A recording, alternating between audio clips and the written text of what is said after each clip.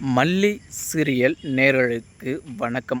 மயிலுக்கு தெரியாமல் நகையை திருட முயற்சித்த தினேஷுக்கு கடைசியில் நம்ம மயில் இருந்துட்டு ஒரு சரியான பாடத்தை வந்து கற்றுத்தராங்க.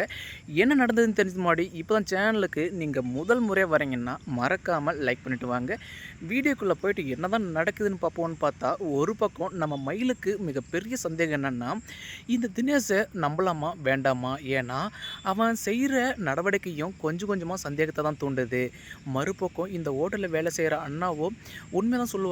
அவங்களுக்கு நம்மக்கிட்ட பொய் சொல்லி என்ன நடக்க போகுது அப்படின்றத இப்போ தான் மயில் இருந்துட்டு யோசிக்கிறாங்க. சரி, தினேஷ் அதாவது கல்யாணத்துக்கான செலவு தானே வாங்கிட்டு வரணும்னு சொல்லியிருக்கான். அப்படி இருக்கும்போது அவன் கையோட செலவெல்லாம் வாங்கிட்டு வந்தால் நம்மளை முழுசாக வந்து கல்யாணம் தான் பண்ணிக்க போகிறான், நம்மளை வந்து ஏமாற்ற மாட்டான். அதே போல் அந்த செலவெல்லாம் நான் வந்துட்டு வாங்கிட்டு வந்து ஒரு இடத்துல வச்சுருக்கேன் அப்படின்னு அவன் ஏதாச்சும் புதுசாக கதை சொல்ல ஆரம்பித்தா அப்போவே அந்த வேலை செய்கிற அண்ணா சொன்னது எல்லாமே கன்ஃபார்ம் ஆகிடும் அப்படின்னு மயில் இருந்துட்டு வெயிட் பண்ணி வந்து பார்க்குறாங்க. ஒரு கட்டத்துக்கு மேலே ரொம்பவே இருட்டிருந்துமே இப்போ நம்ம மயில் இருந்துட்டு தூங்க ஆரம்பிச்சிடுறாங்க இல்லையா. இன்னொரு பக்கமும் இந்த தினேஷும் அவங்களுடைய ஃப்ரெண்டு இருந்துட்டு, அதாவது தினேஷ் இதுக்கு மேலே வெயிட் பண்ணாதரா, ஏன்னா அவள் உங்ககிட்ட வந்து நகை கொடுக்க மாட்டேன்றா. அப்படி இருக்கும்போது நீ பேசுகிற விதமும் அவளுக்கு வந்துட்டு ஏதோ சந்தேகத்தை தருது போல.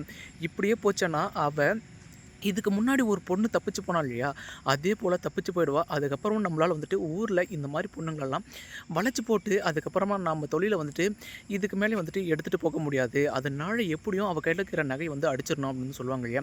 இப்போ என்ன தாண்டா பண்ணுறது அப்படின்னு வந்து தினேஷ் கேட்பான் இல்லையா. ஒன்றுமே கிடையாது, இந்த நேரத்துக்கு போனால் அவள் எப்படியும் நல்லா வந்து கொரட்டை விட்டு தூங்கிட்டு இருப்பான்.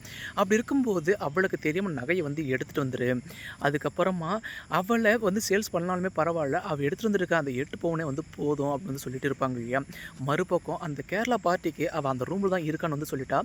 அவங்க வந்துட்டு அவளுக்கு மயக்க மருந்தை கொடுத்து ஏதோ ஒரு பண்ணி அவளை வந்து தூக்கிட்டு போயிடுவாங்க. நமக்கு ஒரே கல்லில் 2 மாங்க அடித்தபடி இருக்கும் அப்படின்னு தினேஷும் அவங்களுடைய ஃப்ரெண்டை இப்போ பிளான் போட்டபடியே மறுபக்கம் இந்த தினேஷ் இருந்துட்டு தான் யாருன்னு தெரியக்கூடாதுக்காக, அதாவது ஹெல்மெட் போட்டு போகலாம். அப்படி இருக்கும்போது வெறும் கர்ச்சிப்பை மட்டும் கட்டிக்கிட்டு இப்போது அந்த ரூமுக்குள்ளே வந்து போவான் இல்லையா. அப்படி இருக்கும்போது நம்ம மயில் இருந்துட்டு தூங்கிட்டு தான் இருப்பாங்க. சடனாக இவன் பேக் எடுக்கும்போது நம்ம மயில் இருந்துட்டு அசந்து எழுந்துருவாங்க. அதுக்கப்புறமா என்ன தினேஷ் என்ன பண்ணுற, ஏன் கர்ச்சிப்பு கட்டிட்டு வந்திருக்க அப்படின்னு வந்து கேட்கும்போது அவனால் வாயே பேச முடியல. மறுபக்கம் இந்த மயிலை வந்து அட்டாக் பண்ண ஆரம்பிக்கிறான் இல்லையா.